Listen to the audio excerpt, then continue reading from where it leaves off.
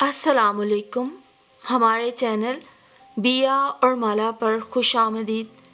अगर आप हमारे इस चैनल पर पहली दफ़ा आए हैं या आपने अभी तक सब्सक्राइब नहीं किया तो बिया और माला को सब्सक्राइब करना ना भूलिए। कभी सोचा ही नहीं था कि ज़िंदगी में ये वक्त भी आएगा। सूजी आंखों और जर्द चेहरे के साथ उदास बैठी अरीश ने कहा। रोशन और हवादार लाउंज में कालीन पर रखे दीदा सेब कुशन पर वो दोनों आमने सामने बैठी हुई थीं। दोनों के सामने चाय के कप और केक रस रखे हुए थे। कह तो ऐसे रही हो जैसे जिंदगी की 50 बहारें देख ली हों। अभी तुम्हारी उम्र ही क्या है, बमुश्किल 28 साल। जकिया खाला ने मुंह बनाकर कहा और मज़ेदार केक चाय में डबोकर खाने लगी। लगता तो ऐसे ही है खाला, जैसे सदियों का बोझ कंधों पे उठाया हुआ है। अरीज मायूसी से बोली। मायूसी का बोझ बज़ाहिर नजर नहीं आता, मगर उसका वजन सबसे ज्यादा भारी होता है। जकिया खाला ने चाय का कप खत्म करके अल्लाह का शुक्र अदा किया। जकिया खाला, मुझे तैमूर से इस रवैये की उम्मीद नहीं थी। वो सिसक पड़ी तो जकिया खाला का दिल भी दुख से भर गया। गुस्सा इसीलिए तो हराम है कि इंसान की अकल को ख़त्म कर देता है। जकिया खाला ने हमदर्दी से कहा। मैं जब सोचती हूँ कि तैमूर ने मुझ पे शक किया तो दिल करता है कि। अरीज गुस्से से कहते कहते रुक गई। बेवकूफ़ लड़की, उल्टा सीधा मत सोचो। जकिया खाला ने सख्ती से कहा तो अरीज मुंह बसोर के रह गई। फिलहाल तो ये सोचना है कि नौबत यहाँ तक कैसे पहुंची। उसी वक्त अंदर वाले कमरे से 3 साला हमजा के रोने की आवाज़ आई तो अरीज तेजी से अपनी जगह से उठ खड़ी हुई। जकिया खाला ने एक नज़र सारे घर पे डाली। घर बिलाशुबा बहुत साफ सुथरा खूबसूरत था। ऊपर वाला पोर्शन उन्होंने रेंट पे लिया हुआ था, नीचे मालिक मकान थे। जकिया खाला की नज़र लाउंज के साथ मुलहिका अमरीकी स्टाइल किचन पे पड़ी, जो खूबसूरती और नफासत से सजा हुआ था। किचन की खिड़की से आने वाली ठंडी हवा और रोशनी ने लाउंज का माहौल पुरसकून बना दिया था। ये भी अच्छा है, किचन में काम करते हुए पूरे घर पे नज़र रखो। जकिया खाला ने जदीद अंदाज की इस सहूलत को सराहा।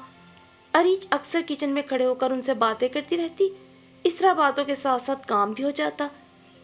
जकिया खाला को यहाँ आए 3 दिन हो गए थे और वो इन 3 दिनों में चकरा के रह गई। मामला बिल्कुल ऐसी शक्ल इख्तियार कर गया था जैसे गलती से बिला इरादा किसी ने रेशमी धागे को उलझा दिया हो।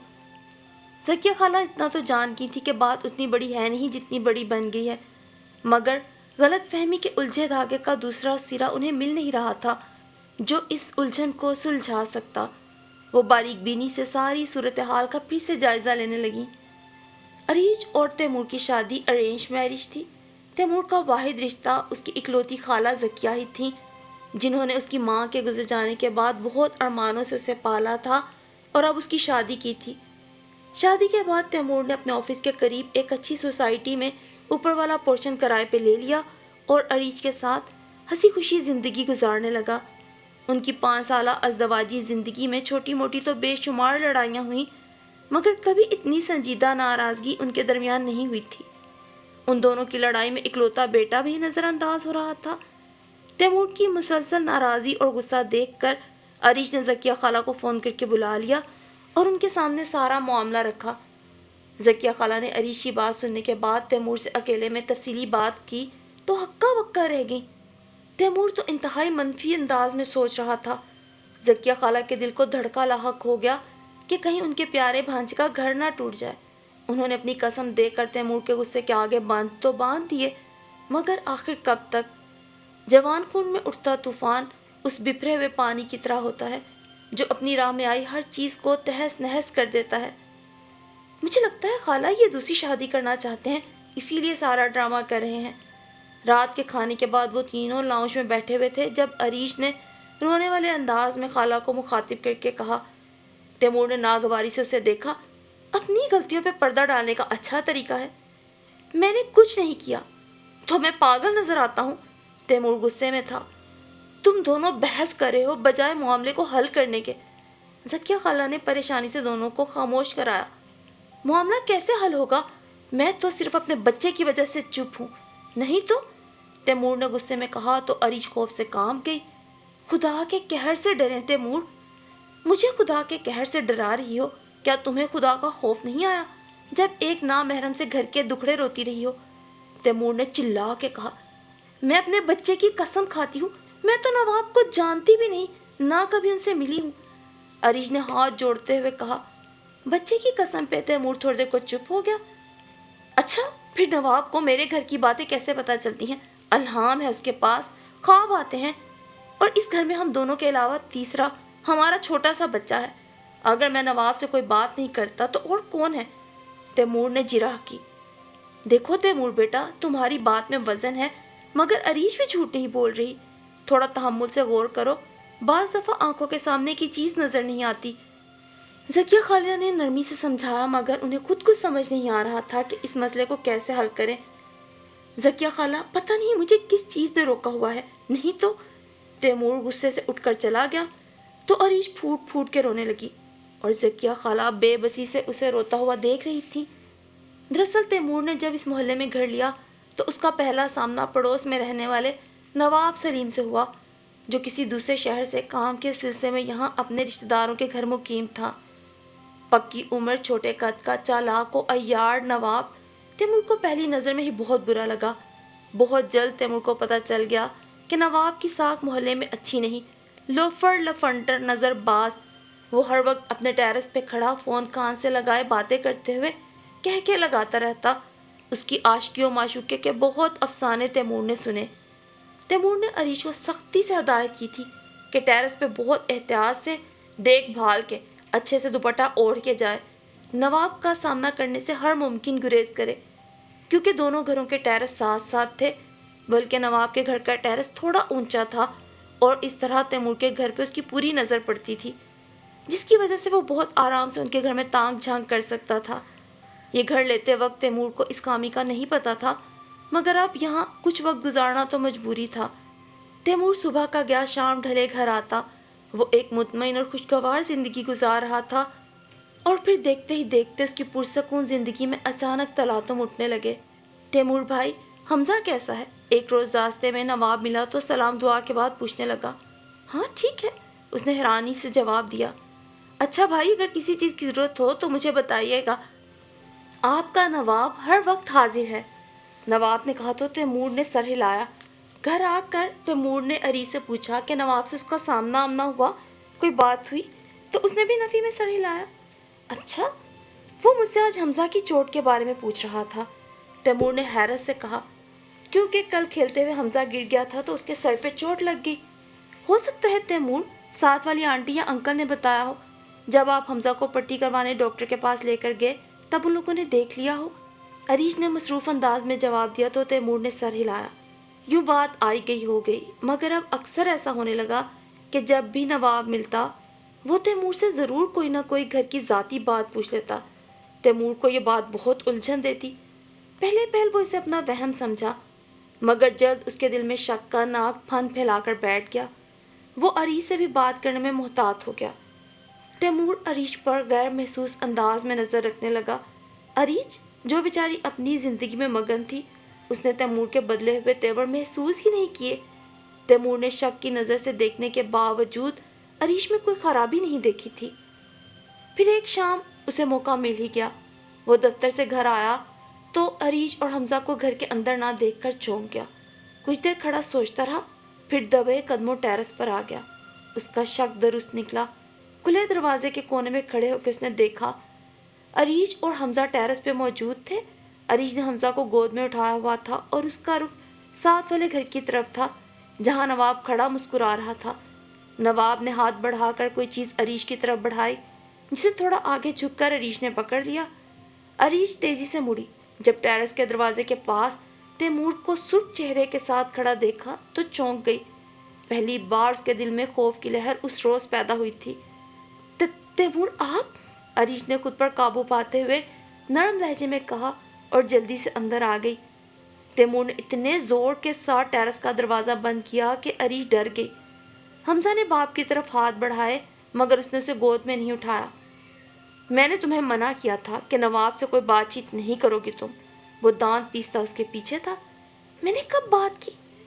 ہاں، تم تو ملاقاتیں کرتی ہو اس سے چھپ چھپ کے، تیمور نے نفرت سے کہا۔ تیمور، آپ سوچ سمجھ کے بات کریں۔ अरीश को भी एकदम गुस्सा आ गया। अच्छा, तुम जो चाहे करती फिरो मेरी पीठ पीछे, दोनों बोलते हुए लाउंज से अब अपने कमरे में आ गए। अरीश ने हमजा को गोद से उतार के बेड पे बिठाया। मैंने क्या किया है वैसे, जरा बताएं मुझे।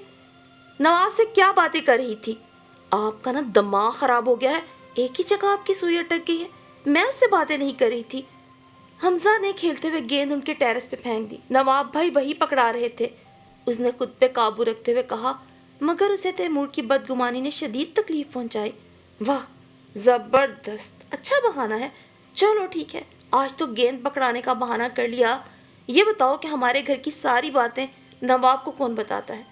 तैमूर अभी भी अपनी बात पे अटा हुआ था। मुझे क्या पता? तुम्हें ना सब पता है, मुझे उल्लू मत बनाओ, तैमूर ने दबी आवाज में गुस्से से कहा।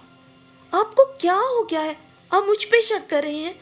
अरीश की टांगे जैसे बेजान हो गई और वो रोते हुए जमीन पे बैठ गई। एक लम्हे के लिए तैमूर को पछतावा हुआ तो वो खुद पे काबू पाता कमरे से बाहर निकल गया। और फिर वो रात दोनों ने अलग अलग कमरों में गुजारी। 5 साल शादीशुदा जिंदगी में ये पहली रात थी कि लड़ाई इस नौबत तक पहुंच गई। अरीश सारी रात रोती रही। 2 दिन ऐसे ही गुजर गए तो अरीश ने जकिया खाला को फ़ोन करके बुला लिया, क्योंकि तैमूर को एक जकिया खाला ही समझा सकती थी। उनके आते ही उसने सारा मामला उनके सामने रखते हुए इंसाफ मांगा। जकिया खाला तो खुद ये सब सुन के चकरा गई। उनको कुछ समझ ना आ रहा था वो किसके हाथ में क्या फैसला देती। उस रोज़ अरीश की बहन का फ़ोन आया हुआ था। अरीश हैंड्स फ्री कान से लगाए किचन में काम कर रही थी। उसकी आदत थी कि किचन में काम करते हुए बहन को फ़ोन मिला लेती जो इस वक्त फ्री होती, और दोनों बहनें सारे दिन की रुदात एक दूसरे को आराम से सुनाती। अरीश और फायका 2 ही बहनें थीं। दोनों में कमाल ज़हनी हम आहंगी और दोस्ती थी। हमजा के साथ लाउंज के सोफे पे बैठे जकिया खाला ने एक सरसरी नज़र फ़ोन पे बातें करती अरीश पे डाली।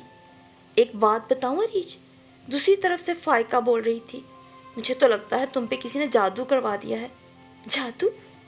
अरीश ने दोहराया तो जकिया खाला भी चौंक गई। हाँ, हसद करने वालों की कमी तो नहीं। फायका छोटी बहन को समझाने लगी, आजकल ना कोई किसी को खुश और हंसता बसता नहीं देख सकता, खासकर मियाँ बीवी को खुश देखकर लोग जल मरते हैं। फायका ने कहा तो अरीश डर गई। चलो अच्छा, मैं जकिया खाला से बात करती हूँ, उसने मध्यम आवाज़ में कहा और फ़ोन बंद कर दिया। और फिर जकिया खाला से बात करना तो वो भूल ही गई। उस रोज़ अभी वो किचन में ही थी जब काम वाली सलमा टपक पड़ी। बाजी, मैं साफ कह रही हूँ, अगर आप लोगों ने रज़िया से सफाई करवाई तो मैं आपके कपड़े धोना छोड़ दूंगी। सलमा ने इस तरह लाड़ से कहा कि जकिया खाला हैरत से उसे देखने लगी। सलमा, एक बात तो बताओ, हमने तुमसे काम करवाना है कि तुम्हारे घर के मसले हल करने हैं? जकिया खाला ने मुंह बनाकर कहा तो सलमा चाय पीने के बाद अपनी जगह से उठ खड़ी हुई। खाला जी, रज़िया मेरी नंद है, मगर बहुत जालिम है। वो मुझे घर में सुकून से नहीं रहने देती। जब से मैं अलग हुई हूँ सुकून से रह रही हूँ, इसलिए जहाँ रज़िया काम करती है वहाँ मैं काम नहीं करती, सलमा ने फ़ख्रिया अंदाज में कहा। खैर, ये तुम्हारे घर का मसला है, अरीश ने बेजारी से कहा तो सलमा भी बुड़बुड़ाती हुई सलाम करके चली गई। वो साथ वालों के घर में भी काम करती थी। तौबा है भी, बहुत तेज़ है। जकिया खाला ने उसके जाने के बाद कानों को हाथ लगाए। आजकल कौन सादा है जकिया खाला? अरीश ने बेदिली से जवाब दिया और उठकर अपने कमरे में चली गई। जब से तैमूर से नाराज़गी हुई थी वो बेवजह मुरझाई मुरझाई सी, थकी थकी और बेजार रहने लगी थी। और फिर ये कुछ दिन बाद की बात है, जब अरीश सफाई वगैरह करवाने के बाद अभी अपने कमरे में गई ही थी कि जकिया खाला उसे आवाज़ें देने लगी। अरीश बेटा, बेसन कहाँ रखा है? किचन से जकिया खाला की आवाज़ें मुसलसल आ रही थीं। अरीश जो अपने कमरे में थी उसने आकर उनकी सब मतलूबा चीज़ें उन्हें निकाल दी। आज जकिया खाला का इरादा कढ़ी पकौड़े बनाने का था। उनकी पूरी कोशिश थी कि दोपहर के खाने तक कढ़ी तैयार कर लें ताकि सब मिलके खाना खा लें। आज तैमूर ने ऑफिस से छुट्टी की थी। उसकी बड़ी हुई शेव और आंखों के गिर्द हल्के वाजे थे। जकिया खाला आजकल हर रोज़ तहज्जुद के बाद 2 नफल उन दोनों के लिए हाजत के पढ़ के दुआ कर रही थी। उन्हें यकीन था कि अल्लाह की मदद ज़रूर आएगी और सब कुछ पहले की तरह नॉर्मल हो जाएगा। कढ़ी पकोड़े के साथ चावल भी उबाल लिए गए। तैमूर कढ़ी सफ़ेद चावलों के साथ पसंद करता था। खाना तैयार हो गया। अरीश खामोशी से सर झुकाए मेज़ पे खाने के बर्तन रख रही थी। तैमूर मोबाइल पे गेम खेल रहा था। हमजा कालीन पे बैठा अपने खिलौनों से खेलने में मगन था। زکیہ خالہ کچن میں کھڑی مسلسل ہلکی پھلکی گفتگو کر رہی تھی. اپنے ماضی سے لے کر حال تک کے کتنے ہی قصے انہوں نے ان دونوں میاں بیوی کو سنا دیے، مگر پھر بھی انہیں ایسا لگ رہا تھا کہ جیسے گھر میں سب بے جان ہوں، روبوٹ کی طرح بس اپنے اپنے کام کر رہے ہوں. اچانک دروازے کی گھنٹی بجی. تیمور نے اٹھ کے دروازہ کھولا. سلمیٰ تیزی سے سیڑھیاں چڑھ کر اوپر آئی. سلام خالہ جی، سلمیٰ نے پھولی سانسوں کے ساتھ کہا. تم اس وقت؟ زکیہ خالہ نے سلام کا جواب دیتے ہوئے کہا. وہ کپڑے دھونے بدھ والے دن آتی تھی جبکہ آج منگل تھا. خالہ جی کڑھی کھا رہی ہیں میرے بغیر اکیلی اکیلی؟ سلمیٰ نے بڑے لاڈ بھرے انداز میں کہا تو زکیہ خالہ ایک دم چونک گئی. ہائے اللہ کی بندی، تمہیں کیسے پتا؟ زکیہ خالہ کے سوال پر تیمور نے بھی چونک کر پہلے اس کی طرف اور پھر عریش کی طرف دیکھا جو خود بھی ہمتن گوشت تھی. آئے ہائے خالہ، صبح سے آپ نے اتنا شور ڈالا ہوا ہے، پورا گھر سر پہ اٹھایا ہوا ہے. کبھی باجی سے بیسن مانگتی ہیں، کبھی مرچیں تو کبھی کچھ اور. سلمیٰ نے ہنستے ہوئے کہا. کیا مطلب؟ اب عریش بھی اس کے پاس آ کر بیٹھ گئی. باجی جی، جب آپ لوگ یہاں کھڑے ہو کے کام کرتے باتیں کرتے ہیں نا تو ساتھ والوں کے لاؤنج میں ساری آوازیں آتی ہیں. وہی دونوں کی کھڑکیاں ساتھ ساتھ جو ہیں. سلمیٰ نے لاپرواہی سے کہا. وہ تینوں اپنی اپنی جگہ ساکت کھڑے رہ گئے. میں نے صبح صفائی کرتے ہوئے خالہ کی آوازیں سن کے اندازہ لگا لیا کہ آج کڑھی بن رہی ہے، اس لیے سب کام ختم کر کے دوڑی چلی آئی کہ گھر جاتے ہوئے خالہ سے کڑھی لے کر جاؤں گی. سلمیٰ نے زمین پر چوکڑی مار کے بیٹھتے ہوئے کہا. زکیہ خالہ نے بت بنے سفید ہوتے چہرے کے ساتھ کھڑے تیمور کی طرف دیکھا. عریش کی آنکھوں سے بھی آنسو بہ رہے تھے. سلمیٰ بیٹا ایک بات تو بتاؤ، کیا عریش باجی جب باتیں کر رہی ہوتی ہیں یہاں کھڑی ہو کے وہ بھی وہاں سنائی دیتی ہیں؟ زکیہ خالہ نے بڑی نرمی سے پوچھا تو سلمیٰ ہنس پڑی. ہائے ہائے، تو اور کیا خالہ جی، باجی جب دوپہر کو اپنی بہن سے فون پہ باتیں کر رہی ہوتی ہیں نا تو اکثر میں اس وقت کام کر رہی ہوتی ہوں ساتھ والوں کے گھر. ہائے، ایسے لگتا ہے باجی ہمارے پاس بیٹھی ہیں. اور تو اور جو ہمارے نواب سلیم بھائی ہیں نا، وہ بھی اس وقت لاؤنج کی کھڑکی کے پاس ہی بیٹھے ہوتے ہیں. وہ تو کئی دفعہ مجھے کہہ چکے ہیں کہ ہائے ہائے تمہاری باجی کتنا اونچا بولتی ہے، بندہ آرام بھی نہیں کر سکتا. سلمیٰ نے صاحب گوئی سے کہا. اچھا، یہ لو کڑی اور کچھ پیسے بھی. زکیہ خالہ نے دل میں اپنے رب کا شکر ادا کرتے ہوئے فوراً صدقے کے پیسے سلمیٰ کو پکڑائے. سلمیٰ تو خوشی خوشی دونوں چیزیں لے کے چلی گئی. زکیہ خالہ نے ان دونوں کی طرف دیکھا جو اپنی اپنی جگہ چور بنے کھڑے تھے. معافی تلافی کے لیے ساری عمر پڑی ہے، مگر ابھی جو سبق تم دونوں کو ملا ہے نا پہلے اس پہ غور کر لو. وہ دونوں سر جھکائے بیٹھے ہوئے تھے. زکیہ خالہ سنجیدگی سے بول رہی تھی. عریش بیٹی، ایک عورت ہونے کے ناطے نا بہت سنبھل کے زندگی گزارنا پڑتی ہے. عورت کی آواز کو ڈھول کی طرح نہیں ہونا چاہیے کہ دیواریں پھاڑ کر کھڑکیاں پھلانگ کر نامحرموں کے اور دوسروں کے کانوں میں پڑے. جیسے عورت کو خوشبو کے استعمال کرتے وقت احتیاط کا حکم ہے کہ خوشبو کسی نامحرم تک جا کر اس کے دماغ میں کوئی خناس نہ پیدا کر دے. عورتوں کو نرم انداز میں مردوں سے بات کرنے سے بھی اسی لیے منع کیا گیا ہے کہ ان کے دل میں غلط خیال نہ پیدا ہو. اسی طرح زندگی کے باقی معاملات میں بھی عورت کو سوچ سمجھ کے چلنا چاہیے بیٹا. زکیہ خالہ نے کہا تو عریش نے روتے ہوئے سر اٹھا کے ان کی طرف دیکھا. خالہ، میں نے کبھی سوچا ہی نہیں تھا کہ میری معمولی سی غفلت مجھے زندگی میں اس مقام پہ لا کھڑا کرے گی. عریش شرمندگی سے زمین میں گڑی جا رہی تھی. اسے یاد آ رہے تھے کتنے ہی ایسے لمحے، کتنے ہی پل، کتنی ہی ذاتی باتیں، شکایتیں ایک کے بعد ایک جو وہ اکثر اپنی روح میں اپنی بہن سے کر جایا کرتی تھی. اپنی بہن سے کتنی ہی ذاتی باتیں کرتے اس نے کبھی اپنی آواز کے والیوم کو کم رکھنے کی ضرورت نہیں محسوس کی تھی. اور اس کی آواز تو ہمیشہ سے پاٹ دار تھی. بچپن سے کبھی سرگوشی بھی کرتی تو سب کو سنائی دے جاتا. اب پتہ نہیں ساتھ والے گھر میں موجود لوگوں نے اس کی کون کون سی باتیں سنی تھیں. بہرحال ایک شرمندگی تو اسے ساری عمر رہنا تھی. عریش، مجھے معاف کر دو، میں نے تم پہ شک کیا.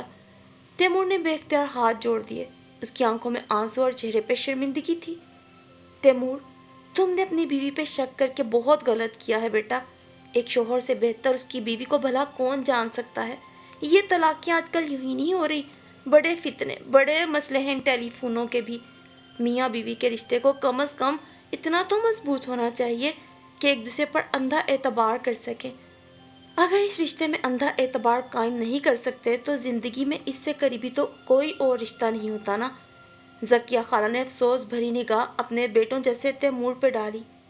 تمہیں معاف کرنا یا نہیں کرنا تو عریش کا ذاتی فیصلہ ہوگا۔ بہرحال میں کل صبح واپس چلی جاؤں گی، تم لوگ اب اپنا فیصلہ کرو، نمٹاؤ مسئلے کو۔ ذکیہ خالہ نے اپنی جگہ سے اٹھتے ہوئے کہا۔ خالہ کے اٹھ جانے کے بعد وہ دونوں گم سم اپنی اپنی جگہ بیٹھے ہوئے تھے۔ عام حالات ہوتے تو عریش شاید کبھی تیمور کی اس حرکت کو معاف نہ کرتی، مگر اب صورتحال دوسری تھی۔ تیمور سے زیادہ تو عریش کی بے وقوفی نے اس معاملے کو بگاڑا تھا۔ تیمور کی جگہ کوئی اور مرد ہوتا تو بیوی کو مار پیٹ کر طلاق بھی دے چکا ہوتا۔ پتہ نہیں عریش کی کون سی نیکی اس کے کام آئی تھی، مگر اب جھجک یہ تھی کہ وہ دوبارہ کہاں سے تیمور کے ساتھ زندگی کی ابتدا کرے جب سب کچھ ہی بدل کر رہ گیا تھا۔ وہ دونوں اپنی اپنی جگہ سوچوں میں گم تھے جب عریش کو اپنے ہاتھ پر ایک نرم سا لمس محسوس ہوا۔ عریش نے سر اٹھا کر دیکھا تو اس کا بیٹا حمزہ مسکراتے ہوئے اس کی انگلی پکڑ کر اپنی طرف کھینچ رہا تھا۔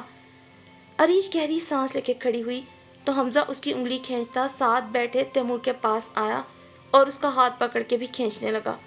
غبارہ لینا ہے۔ حمزہ کو رنگ برنگ غبارے بہت پسند تھے۔ وہ اپنے والدین کا ہاتھ پکڑ کر باہر لے جانا چاہتا تھا۔ تیمور اور عریش نے ایک دوسرے کی طرف دیکھا اور پھر نگاہیں جھکا لی۔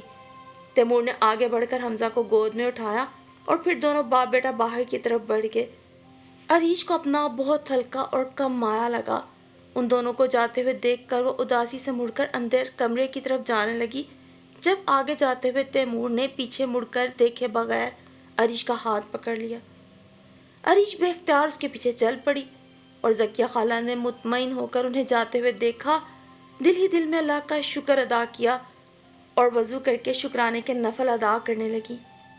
پرسکون اور خوبصورت بنی سوسائٹی کی طویل اور روشن سڑکوں پر شام ڈھلے وہ دونوں حمزہ کو لیے رنگ برنگ غباروں کی تلاش میں دور تک چلے جا رہے تھے۔ مقصد تو ساتھ چلنا تھا، ایک دوسرے کی خاموشی کو محسوس کرنا تھا، ایک دوسرے کے قدم سے قدم ملانا تھا، ساتھ دینا تھا، ساتھ نبھانا تھا۔ عریش نے اسٹریٹ لائٹس کی روشنی میں روشن رات کو دیکھا۔ کچھ دیر پہلے وہ سوچ رہی تھی کہ تیمور کے ساتھ آگے کی زندگی کیسے گزرے گی۔ قدرت نے فوراً ہی اس کے اس سوال کو جواب سے نواز دیا تھا۔ خواہش اور خواب کے غباروں کے پیچھے چلتے، انہیں ڈھونڈتے، وہ زندگی کا مشکل سفر ایک ساتھ گزار سکتے تھے۔ بات تھی تو صرف نیت کی اور ساتھ چلنے کی لگن کی، اور اس لگن کی لو ان دونوں کے دل میں آج بھی روز اول کی طرح روشن تھی۔ سچ ہے، جہاں میاں بیوی میں سے کوئی ایک بھی نیک نیت اور سچی لگن کے ساتھ زندگی کو ساتھ گزارنے کا جذبہ رکھتا ہو، قدرت کی مدد ان کی شامل حال ضرور ہوا کرتی ہے۔